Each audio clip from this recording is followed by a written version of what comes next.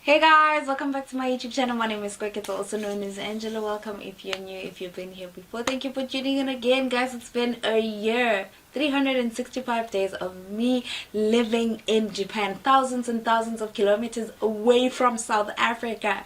And so this vlog is basically me giving you the lowdown of what life is like in this 4IR, living in the future country called Japan, the land of the rising sun. Okay, so I'm gonna tell you what my experience has been like for the past year and why I would rate it as a 7 out of 10, my experience in Japan, and I'll get right into it. Okay, so the first thing that we have is what I like about Japan. I absolutely love the safety aspect of Japan. It's so safe that as a woman you could walk midnight and go to a shop and you'll be safe. Like, it's an expectation that you will get home and you'll be safe. Like, you get on the train and you know you're gonna get off, walk home, and you'll be fine.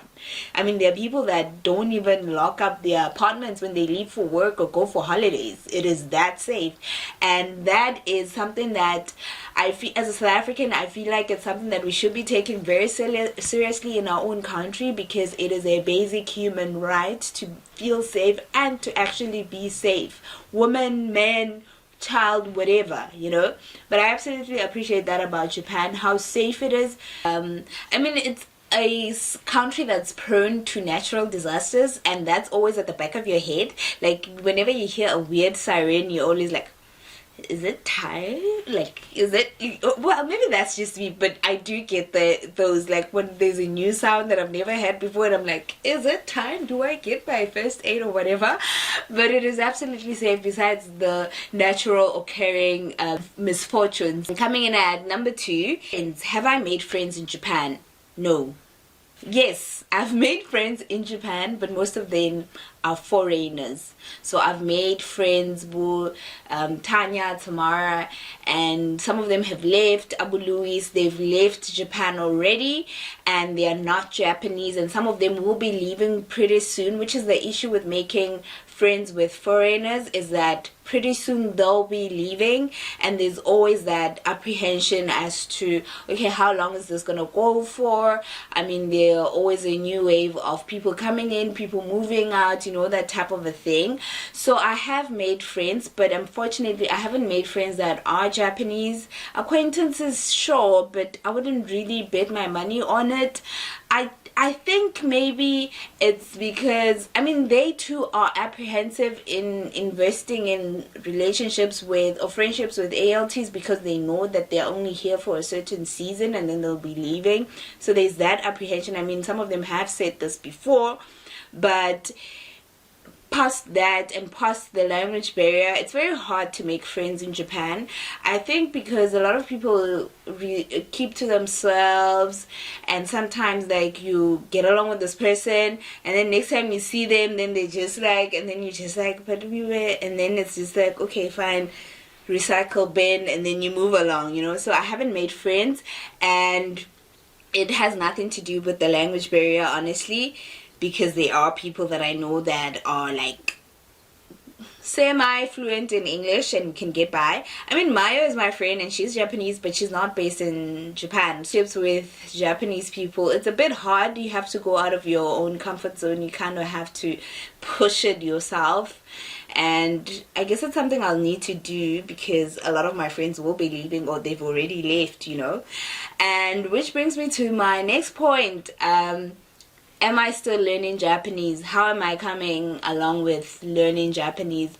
Honestly, at this point, I'm at a point where I'm just like, is it really worth it? Do I really want to continue with learning Japanese, or should I just let it go? And I don't know, because most of the language that I've picked up because I was conversating with people, Busne and Sko. It's not necessarily because I sat down and studied this language and took tests and wrote sentences and structures, you know, the way you'd study English in school.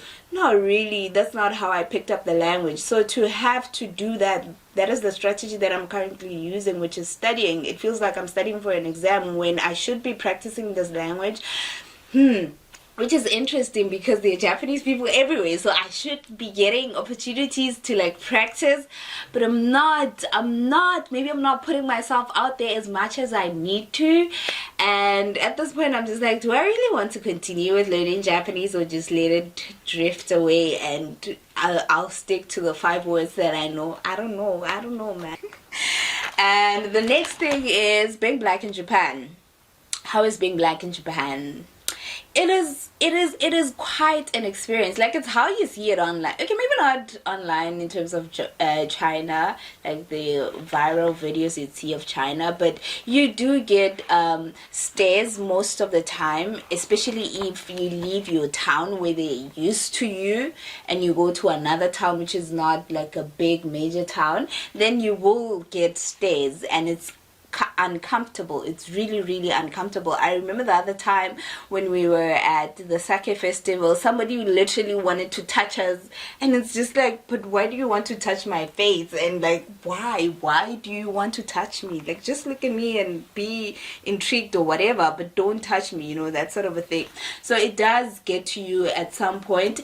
And being black, I don't know if this is just the black experience or being a foreigner in general, like some things do get to you. For instance, there's this thing where if you go to a supermarket and you're in a certain aisle and you be getting your things, and then like a Japanese person would come and then they would see you in that aisle, and then they would quickly dash away and go into another aisle, even though they wanted to come into that aisle.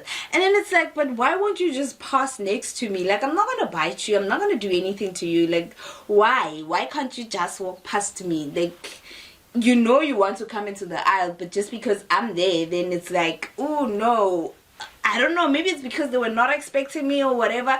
So I don't even know what to call that, but it becomes uncomfortable when a multitude of people do it. Like, when one person does it, it's like, and then after a while you realize that people do this a lot, and it's just like, oh my gosh, why? And some days you really don't want to be getting out there. Like, some day you just want to go get bread. You don't want people to be, you know, so it does get frustrating. I know you'd say, I should have expected this when I was back home and I put myself up for this. But when you get here, it's a totally different experience from your own expectations that you had in your head. And for me, at some point it actually affected me mentally, and at some point I was losing confidence. I think that also had to do with how everything was just new, so it felt like I needed help for everything. I felt incompetent because I needed help for so many things. I remember the other time I had to go to the doctor and I needed help with that. Like, there was just that, you know, constant worry of how do I even get to the doctor? What do I say? What is the procedure? Like, there's so many new things, and that could literally kick you off your orbit, and you could have a downward spiral in that instance, because everything is so new and you don't look like the next person, and you know, that sort of a thing. So it does get a bit uncomfortable in that sense, which brings me to my next point. So do I miss home? I don't really miss home as in like, oh, there's a dark cloud over my head, I miss people, I miss home. No, I miss home. I miss the familiarity. I miss being around people that are familiar to me. I miss blending in. I miss being a part of. I miss being, you know, being many more, just being in there and blending in with everyone else. Because here you do get to feel like the other sometimes, and in some instances you really don't have to be made to feel that way. So I do miss the familiarity of being in South Africa, knowing that if I take a left turn here, then I'll find 1, 2, 3, and even if I don't find it, then I can talk my way through it and I can navigate really well, you know, the type of a thing. So I do miss that. Do I miss my family? I miss having access to them, like physical access to them, but I think perhaps because of the way I grew up, then it's been like I didn't grow up with my siblings and my parents and seeing them every day. So I think because of that, then I've kind of adjusted to not having that as an expectation, because my siblings and my parents, we didn't really live together all the time in one house except for Kopano. But that could be something that actually influenced how I am comfortable with being so far and for so long away from them. So I think that was an actual preparation for this moment. Maybe, you know, you can only connect the dots looking backwards, as they say. Maybe, I don't know, in some grand scheme of things, who knows? Who knows? Okay. Okay. And the next point is the jet salary. So the jet salary, working in Japan as an ESL teacher, I think Japan comes out last, or the bottom in terms of developed Asian countries where you can teach English, because the salary is comfortable. It's not a lot in comparison to countries like China and Korea. It's not really. Like, you will be able to cover your bases, and you will be able to get to explore, get to travel, get to buy yourself a few nice things, but it's not as grand as you'd have it in, say, China, or what people say about China and Korea. So, like, people usually say, like, you can do 3 things with your jet salary apart from covering your basics and your expenses. So you can either save, you can travel, or you can buy yourself luxuries and brands. So of the 3 things, it's you can only do one really well and the other one so-so. So you can either travel and save kanyane, or you can save a lot and travel kanyane, or like, it's never all these 3 things at the same time. Like, it always has to be that. There always has to be a compromise and a lot of budgeting. You have to really budget. And if you are going to be living in the inaka or the countryside, then you have to buy a car. You have to consider getting a car. If I knew then what I know now, then I definitely would have opted or liked or preferred to live in a much smaller city, smaller than Osaka and Tokyo, but still a city. So like Kanazawa or Nagoya, where I still get access to the extensive transportation system, but I don't necessarily need a car, because a car, the expenses do add up. Hey, I get it. It's but again, it gives you the flexibility, it gives you what asset, matter who, guys. Let's be honest, this thing is expensive. Like, there are wheels that you need to buy, like, it's a lot. And for me, as somebody who didn't have a car in South Africa, I'm just like, do I really need this stress, knowing very well that I'm gonna leave this car here when I leave? So yeah, it's a bit of a juggle. So when you are considering moving to Japan, you need to consider what are your options and what do you really want to do. Like, because I mean, when you have a car, you can travel around and whatnot, but you know, you could be in the city and not really need a car and get by without having a car, right? But the good thing about being in the countryside and having a car is that you get to travel.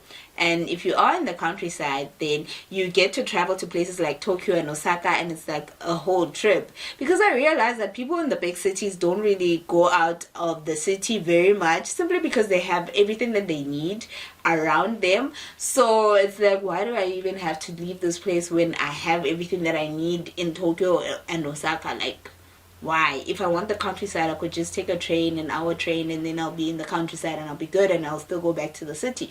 So whereas us in the countryside, it's like, okay, I'm tired of this countryside, this oba-chans, grannies, I need to go see some young people, I need to go, I need the chaos, and I need the city lights. Then you leave your inaka and you go to the city, and then it's like a whole trip, and then that kind of influences you to explore other places, and not just the city, but other countrysides and other different regions in Japan. So there is that to consider, or that to add to the pros of having a car in Japan and living in the countryside. Okay? And my experience here has been great, really. It's going really well. I mean, there are some downsides where some days I'm just like, what is this? What is this? What is going on? You know, especially with the fact that there aren't a lot of black people here, because sometimes you do feel like you need that camaraderie where you need people that look like you and understand, where you don't have to explain, like they just get it. Like you see how in South Africa we have sunny side in South Africa, although everybody else is black in South Africa, but they still sunny side, and it's like West Africans, and they've created their own community there. That's because of the concept of camaraderie. You want people that relate, like you have the same background and you have the same comforts, and you have, you know, they just get it without you explaining. They just get it, you know. So sometimes you do miss that. Like sometimes my antennas are just like, oh girl, it's been 2 weeks without seeing any black person. Oh girl, you need, you know, that type of a thing. So you do get those moments where you need people that just get it. Like you don't even have to explain. They're either South African or they're either black. They just, you know, or they're an expat, or they, you know, then you just want to, like, you know, have that understanding and together, and they just get the basics, you know, that type of a thing. So there are those type of moments. You do get those low moments, I could say. And another thing is school life. How's school life? School life is good, right? So depending on where your school is at my school, it's great. The kids are disciplined. In my year of being here, I've never had a teacher go, hey, get out of my class. That's not a thing. Or, hey, go to the principal's office. That's not a thing. Like, the kids are really, really disciplined. And another thing is because I'm a co-teacher, so I'm an assistant to the main teacher. So every class that I go to, I'm with another teacher, and that teacher is the one that usually handles discipline if there's any issue. But the issues are not really issue in comparison to what we used to do in school. It's just like, ooh, girl. But it's not really an issue, so that's a plus. And you are assisting this teacher, so you need to be able to work with different types of people, because different teachers have different outputs and expectations for their classes. So instance, there are some teachers that want the kids to like read, so they need to get their, so you need to understand the teacher's outputs and what they expect from their lessons, which could be different from another teacher who wants the kids to comprehend mostly, so they need to concentrate on comprehension. So you need to be able to understand your different colleagues, your different teachers, and be able to be forthcoming. So you need to be forthcoming in asking and preparing for these lessons, the expectations. You need to really be able to juggle different types of people and different types of expectations. Career, depending on your career goals, some people feel like this is not a job that directly influences what they want to do in life. And so some people come here and they feel like their careers are stagnant back homes because they didn't study teaching and they have no intentions of doing this long term. So then it feels like they're not working towards the 10-year goal that they should be working towards. Because of the society that we live in, we always have these 10-year goals that you need to be grinding towards every second of every day. And unlike me, when who studied engineering, and now I'm just like, okay, moving on to something else. Like I'm still finding my feet, you know. So depending on your career and depending on your career goals, some people come here and they are really, really frustrated because they feel like their peers are moving along, or your career is stagnant, or this is not gonna add on to your CV. It's not gonna carry much weight even though you do this for 4 years or whatever, or they might need to go back and start from scratch, you know, stuff like that. Or some people came straight out of varsity and then they get here and then they realize when they get home they don't really have any actual industry experience, even though they've worked for so long, like any industry experience related to what they studied in varsity. So you really need to consider if this is part of your career, if you want to switch to teaching, if this is you trying to get into something else, if this is you, like, you need to be very, very clear about your goals and about how you see yourself moving forward past this, because there's also the pressure of this is not just me but and other ALTs as well. There's also the pressure of how, what am I doing after this, what will I be doing, what will I be doing, you know. So that is an actual pressure that you get to feel, apart from it aligning to your career goals or whatever. But you also have that pressure of, okay, what am I going to be doing next? Because you know, when you realize that this is only for a few years, already a year has passed and this is adding up, you know. Because on the JET program, you can only be on the program for 5 years unless you are exceptional, and then you can extend that to like a maximum of 7, and then after that you need to get a teaching license. So there's a whole lot that goes into that, and a whole lot that you'd have to be very honest about within yourself. But how has living in Japan been? Living in Japan has been great, I don't want to lie. Living in Japan, like, I sometimes sit and I mourn the person that I used to be. Like, I'm just there and I'm like, I will never be the same. Like, I'm a totally different person, and it has broadened my horizon. It has opened up my eyes. Like, you're home and you realize, and you know there's other lives out there, but you get here and you realize the possibilities. You realize how wide and how far the horizon goes, and you're just there and you're like, I'll never be the same. So I know that for sure that I'll never be the same, and I know that Japan is a very special place. In a lot of ways, it is such a special place. I don't think there's any other place like this. I haven't been to a lot of countries, but I'm pretty sure there's not many places that is like Japan. It's special in so many ways, in the social structures, the people, the expectations, the working culture, the food, the contrast between the Edo period and the futuristic society, invention versus keeping tradition, the contrast between a whole lot of things, Tokyo and Fukui. Like, there's just a lot that it's kind of like you have to be here to experience it. I mean, if you are now gonna live in Japan, I definitely recommend you to visit the country at some point in your life, because this is a very special place. You have to be here to experience it, and I am happy with my experience. It's a 7/10. If I could change anything or anything that I need to work on, it's definitely friendships, and friendships with local people. I need to make new friends. Basically, I need to make new friends, because I might be lonely by the end of the year.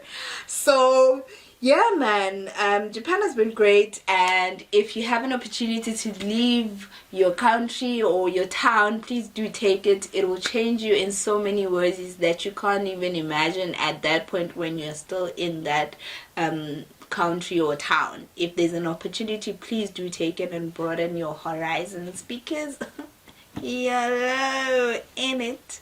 So thank you guys for tuning in, and goodbye. Please do take care of yourself. Please subscribe if you haven't. Please like, share, comment. I love hearing from you. And yay, take care of yourself, Kiwas. Kiwas, get there. Take care of yourself. Sayonara. Bye bye.